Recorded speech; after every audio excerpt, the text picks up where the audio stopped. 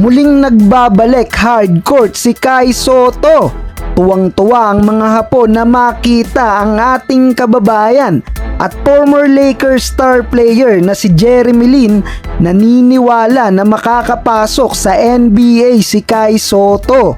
Pero bago tayo magsimula, huwag kalimutang mag-subscribe. Pindutin mo na din ang notification bell para sa mga basketball updates. So patuloy pa rin ang magandang recovery ni Kai Sotto mula sa kanyang ACL injury. Kailangan ni Kai na makapagpagaling agad lalo't badly needed ng Gilas Pilipinas ang 7'3" center.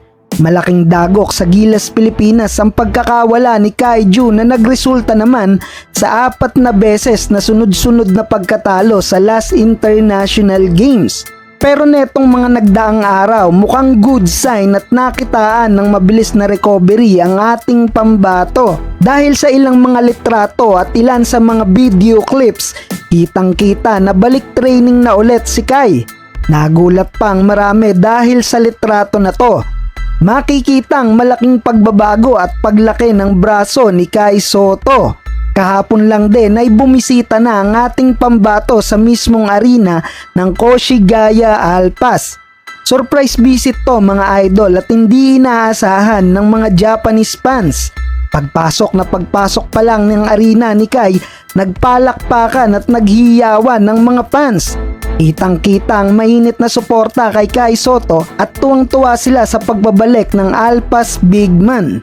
Naniniwala naman ang NBA veteran na si Jeremy Lin na may sapat pang oras si Kai Sotto para sa kanyang NBA dream at hindi kinakailangan magmadali.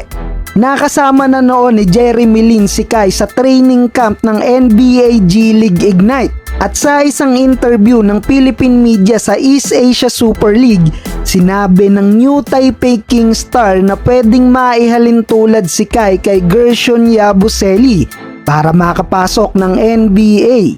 Sa mga hindi nakakaalam, si Yabusele ay 16th overall pick year 2016 NBA draft ng Boston Celtics. Pero after 2 season, winave siya ng Boston Celtics at almost 5 year na hindi nakapaglaro sa NBA.